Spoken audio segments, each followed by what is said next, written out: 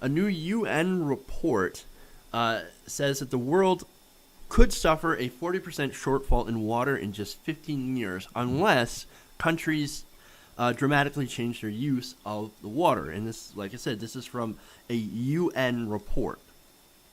Now, there's, of course, we use a lot of water all over the world, of course.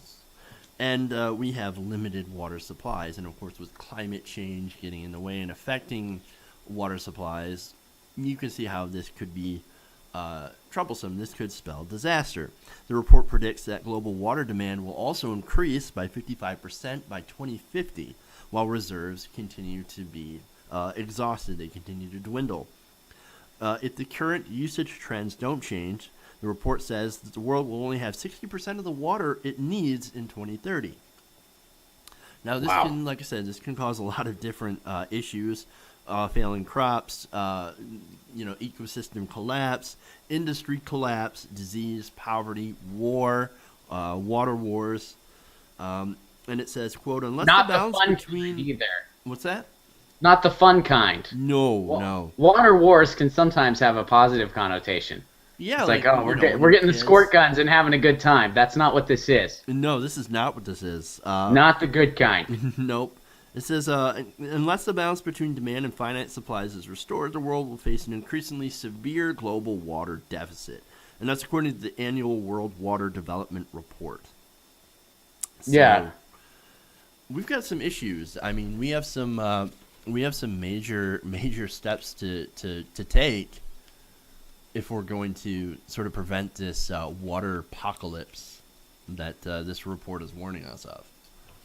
Yeah, and you kind of wonder what could happen between now and then, but It's one of those things when you think about the concept of stewardship, and you think about, at least here in the United States, all of the ways that we're failing miserably at that. And one of the first things that came to my mind is like, look, we may have an issue with water in 15 years or so, and meanwhile, we're still fracking completely unregulated. We're still poisoning water supplies, and then and not only that, just poisoning water supplies, but also all the water, the chemical water that's involved in that process. There's a ton of it because they essentially use water to break those shales up. Mm-hmm. So it's an incredibly resource draining thing. That's a short-term fix for our energy solutions, and it's just padding the pockets of a bunch of billionaires. And then even the Keystone XL plan, which fortunately, Obama vetoed, but that's going to rear its ugly head again sooner rather than later. Yeah. That whole pipeline goes past an aquifer that accounts for about 20% of the nation's water supply. One disaster, 20%.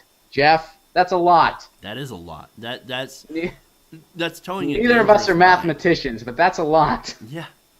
No, and look, in pipelines, for example, Trans-Canada pipelines, I think there was one that burst like last week. That was the same type of pipeline that would have been constructed just like the Keystone, except the Keystone would have been much bigger and longer, of course. And the problem is that you have little oversight when it comes to pipeline construction materials. They often shirk quality materials in order to do things more cheaply, and so they tend to spill more often. So you have a pipeline that's near an aquifer, a source of fresh water, that just happens to have more accidents more often. Recipe for disaster. And not only that, but we have, due to different factors such as this and climate change, for example, we have a looming water crisis. I mean, you want to talk about alarmism. Sound the alarm. Yeah. We could be heading into some dangerous territory. This is what is actually meant by global alarmism. Yeah. Global water alarmism. That's something, because everybody says it, but it is very true. You can't drink money. It's not possible. You can't do it. Right, and California. It's terrible. I mean, California's got a year left of water, and they're facing unprecedented drought. This is connected. All of this is connected, and it's. Oh, it certainly is. And I'm certainly not like I do think we will find a solution, but people always just kind of lean on that and use that as an Yeah. excuse to throw stewardship to the wayside.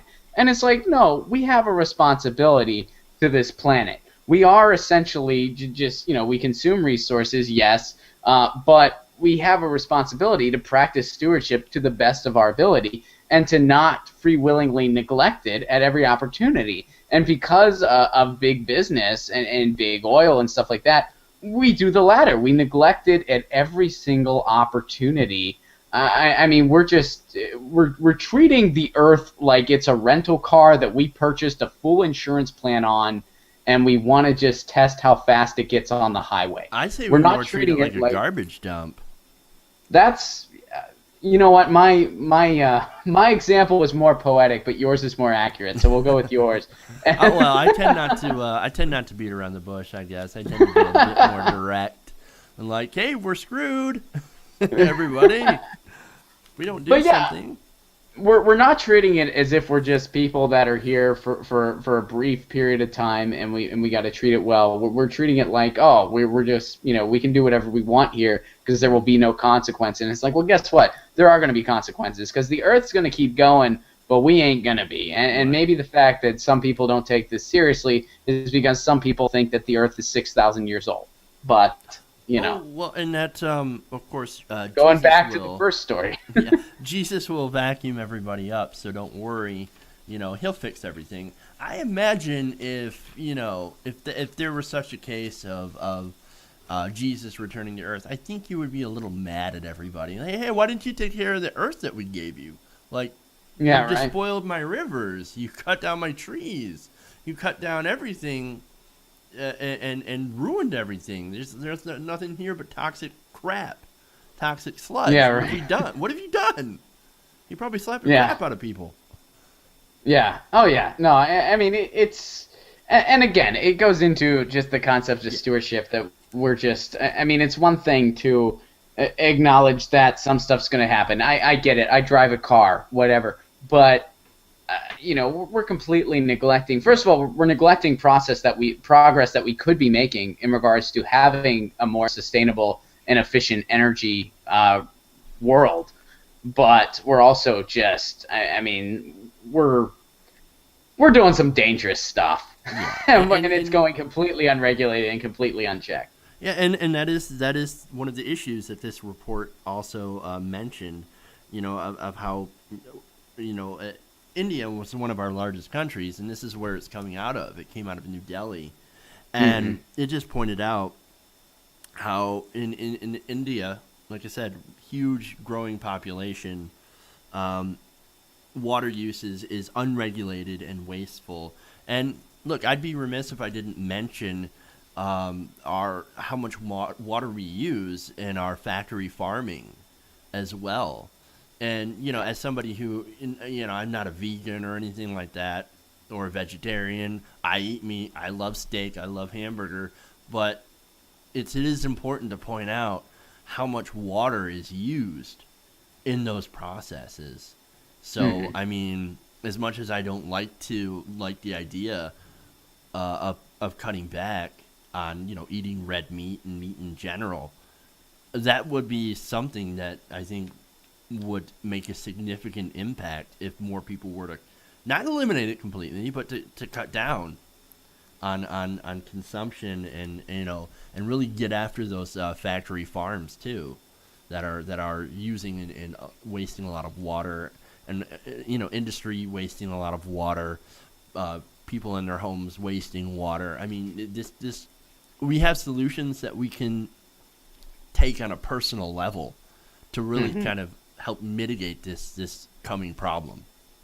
Oh, and I'll tell you what, Jeff. If you cut back on the red meat, you will feel a lot better too. In general, I mean, me and my fiance made a rule that the big thing is we are not allowed. I still eat meat as well, and I'd eventually like to go straight up vegetarian.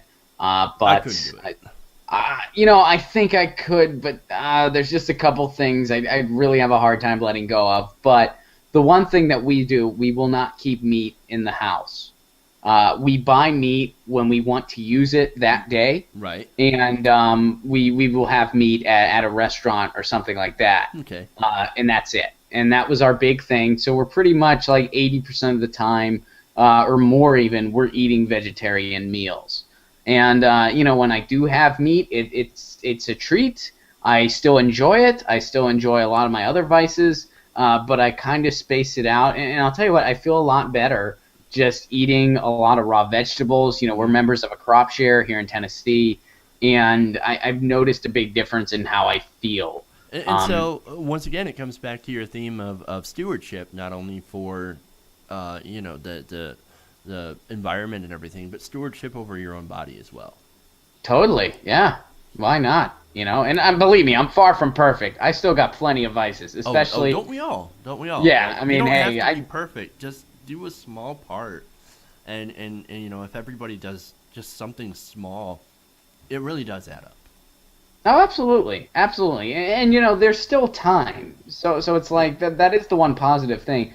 But as far as some of these big players involved that could be going a different way to be more responsible to the environment, I don't see that happening or changing anytime real soon, because a lot of people, I think that there was a period of time where environmental issues were getting their fair shake, but too often they are neglected and pushed under the radar. And a big reason for that is because, hey, turn on some of these corporate media outlets that have the biggest reach. Every third commercial, you're going to see something for Range Resources or the oil and gas industries. So, of course, environmental consequences do not get accurately covered on the mass level. For sure, and a lot of it comes down to money.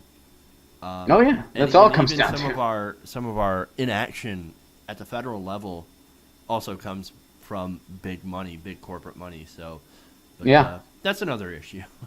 Oh yeah, certainly. But yeah, I mean, even going back to the Keystone XL example, you look at the Democrats that were, it was pretty much on party lines, support for Keystone and not support for Keystone. The Democrats that were in support with it, with most of the Republicans, they were all Democrats in very heavy drilling states, where if you're not on the side of big oil, you ain't getting in office. It doesn't matter what letters next to your name. For sure.